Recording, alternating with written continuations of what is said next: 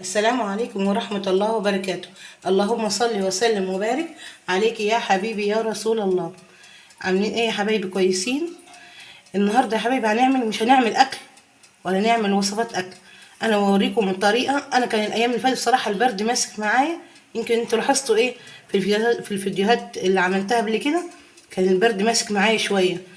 بجد الوصفه دي انت هتجيبيها من بتاع الخضار ب2 جنيه ونص او ب5 جنيه لو انت عايز تعملي كميه حلوه كده ومعاكي، يعني عايز تخليها في برطمان. بجد ب5 جنيه، يعني والله اجدعها من احسن دواء. بجد هتعملي الوصفه دي وهتدعي لي ان الاطفال الكبار، يعني مش للكبار بس، للاطفال والكبار. وهم 3 وصفات بجد تحفه والله. يعني احسن من 100 علاج. بس اهم حاجه تواظبي عليها، بتخلي الكحه تروح منك والزكام. وحتى الطفل معاكي الوصفه بتاعت الزكام يخلي العيل يهدى كده، بدل ما يقعد يرشح من مناخيره وكده، يهدى كده وينام لما ياخد الوصفه دي. اول وصفه باذن الله هنعملها بالبصل والليمون والعسل. هتستغربوا البصل والعسل هنعملها مع بعض. هقشر البصلايه واوريكم. وبعد ما قطعت البصله اللي وريتها لكم، يعني بصله متوسطه كده تجيبيها وقطعيها زي ما انتي، بس انا قطعتها عشان ايه؟ تتضرب في الخلاط اوام. بجد انا والله مش بقول لكم كده ولا بعمل فيديو، والله انا عشان جربتها وبجد. وانت يمكن لاحظت صوتي الايام اللي فاتت كان تعبني. بجد والله الوصفه دي يعني ممتازه، والله يومين بالظبط، مش هقول لك يعني 5 دقايق ولا ساعه، لا لا، يومين والله وهتلاقي الكحه هدت معاكي والزكام. هنحط بس حته ميه كده عشان الخلاط يمشي معانا.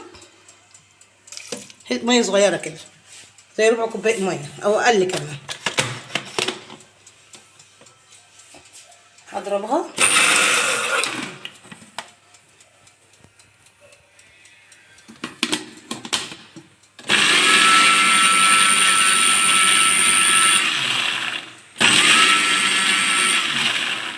عايزه انعمها خالص عشان ناخد الميه. تصبري عليها بس، ايه ما تستعجليش تقولي مش هتتضرب، لا هتتضرب معاكي كويس، بس انت اصبري.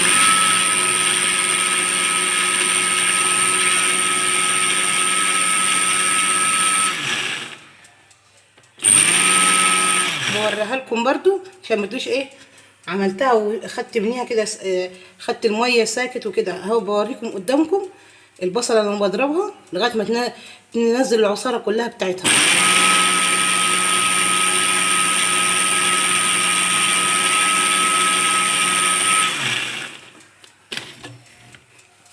بعد ما ضربناها اهو، بصوا هنجيب الصفايه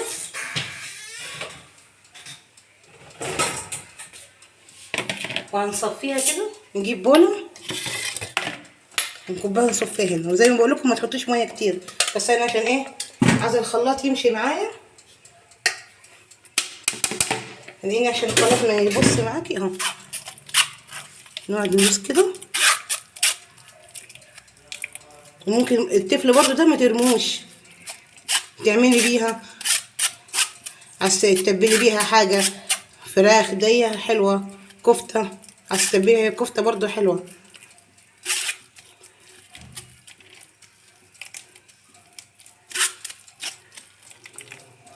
الوصفه دي للزكام، والله بجد هتدعولي ان الوصفه دي حلوه مع اطفال.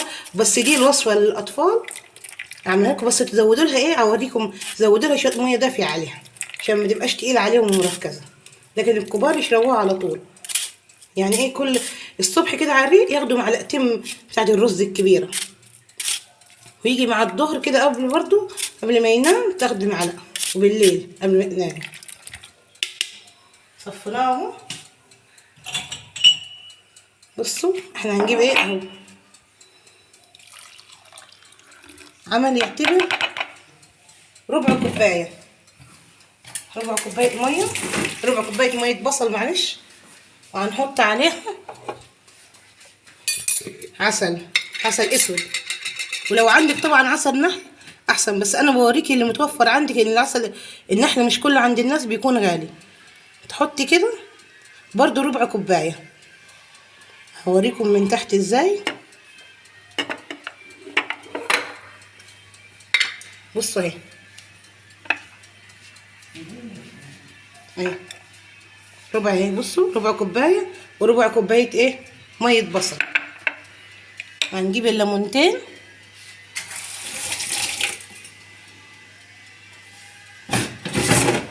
نعصرها جواهم.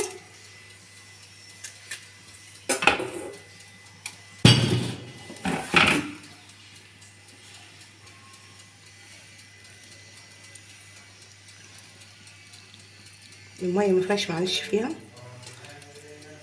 هنعصر جواها كده الليمونتين، ولو الليمونه كبيره كفايه ليمونه، مش شرط يكون ليمونتين، مثلا انا عشان صغيرين عملت ليمونتين.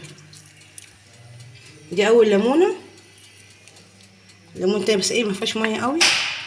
لكن لو معاكي ليمونه كبيره زي ما بقولك حطيها ليمونه كبيره واحده بس، يا ريت تاخدي العصاره كلها اللي جواها. بصوا القشور دي حلوه خالص للزور وللزكام،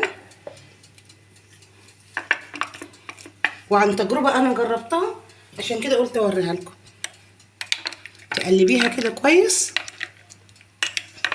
لو قلنا للاطفال هدول احنا ايه عملنا ربع كوبايه عسل اسود، وقلنا لو عندك عسل نحل تعملي عليها، لو عندك الاسود بس احنا بنمشي ايه اللي في بيتك.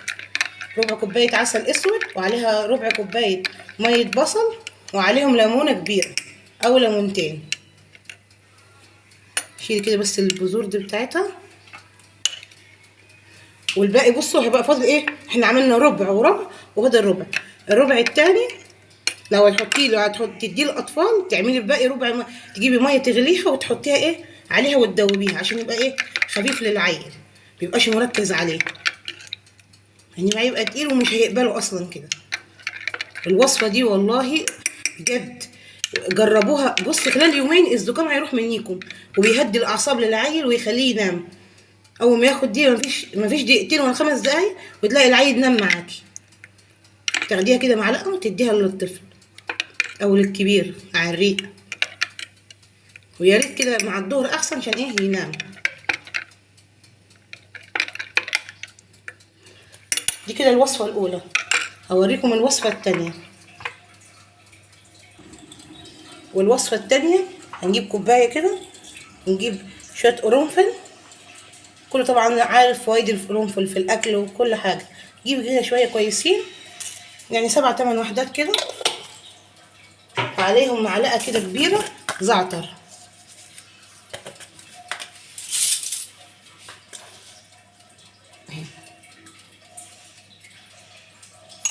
جيب معلقه كده زعتر، وعليهم معلقه زيت زيتون. ان زيت الزيتون صح بيضيع الكحه، ان الوصفه دي للكحه. معلقه زيت زيتون كده، وتجيبي ميه مغليه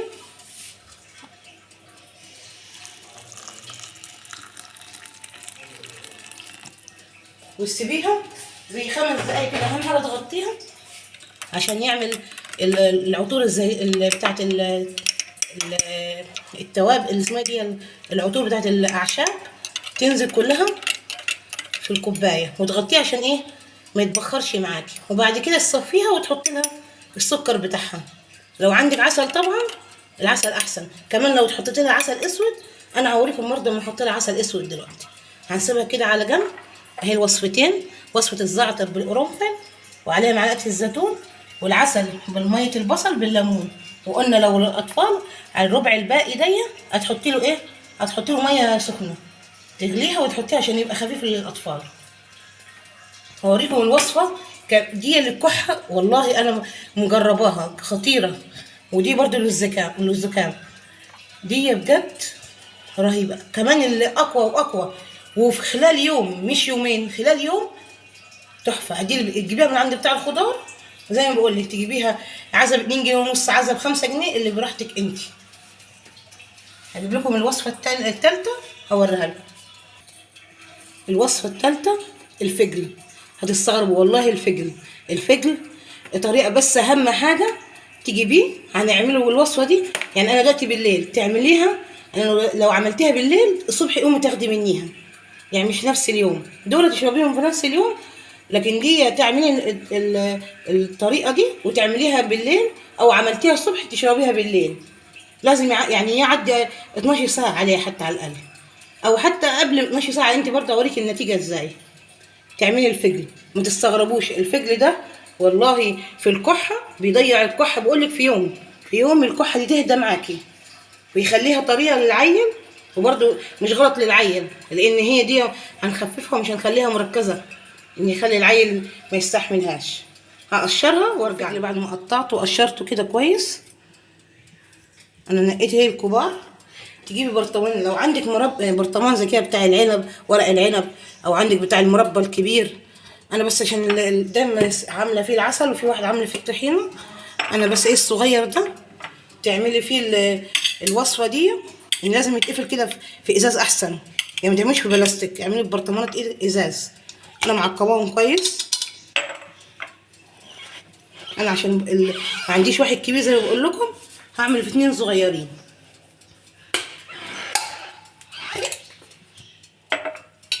انا عشان معقباهم كويس بيبقى بالعافيه بيتقفلوا، بيتفتحوا. معلش هنجيب كده تقطعيهم كده بالنص، ممكن زي صابع كده ايه للبطاطس، او انت براحتك عايزه تقطعيها اهي. هوريكم برضه تقطعيها كده زي ما بتقطعي كوسه، زي ما صوابع بقولك البطاطس، براحتك اللي انت عاوزاه. سيبيها نصين كده، بس اهم حاجه تفتحيها نصين عشان ايه كل الفوائد اللي جوه الفجل تطلع، وتبقى ايه تاخدي منيها العصاره كلها بتاعتها، وتاخدي الفايده بتاعتها تاخديها ايه للكحه. هتحطها السلمه. انا بقطعها لكم برضو ايه كل الاحيان، مكعبات برضو براحتك اللي انت عاوزاه، عملتك بكل الطريقه. وزي ما بقولك لو عندك البرطمان الكبير احسن طبعا، برطمان كبير تحطي ايه الكميه كلها. انا هعمل كده على برطمانين بتاع الصلصه دي او بتاع المربى اللي عندك.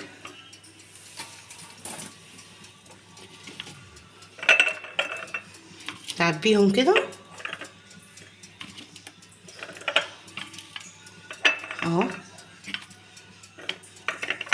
تسيهم كده، لان هو ايه عامل زي السفين كده، زي اللفت بالظبط.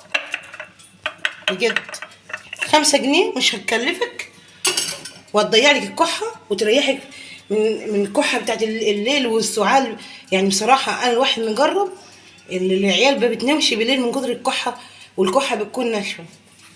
هنحط عليها هو مكون واحد، وزي ما بقول لك انا دلوقتي عاملاه بالليل، الصبح ان شاء المولى تاخدي منه، ولو عملتيه الصبح تاخديه بالليل.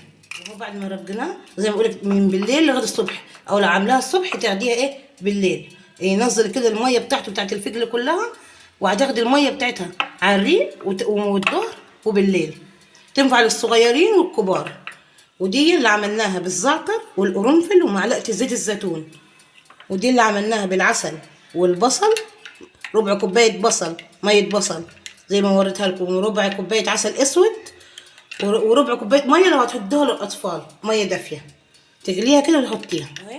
اللي عملناها بالزعتر، معاه الزعتر والقرنفل زي ما انت هتحبي، حطينا زي 7 وحدات كده 8 وحدات، وعليهم معلقه زيت زيتون، وهنحط عليهم عسل نحل او عسل اسود اللي عندك متوفر، معلقه واحده بس، وتقلبيه وتصفيه، وتاخديه كده يعني كوبايه كده قبل ما تنامي، لانه بيهدي خالص كويس في الليل الكحه.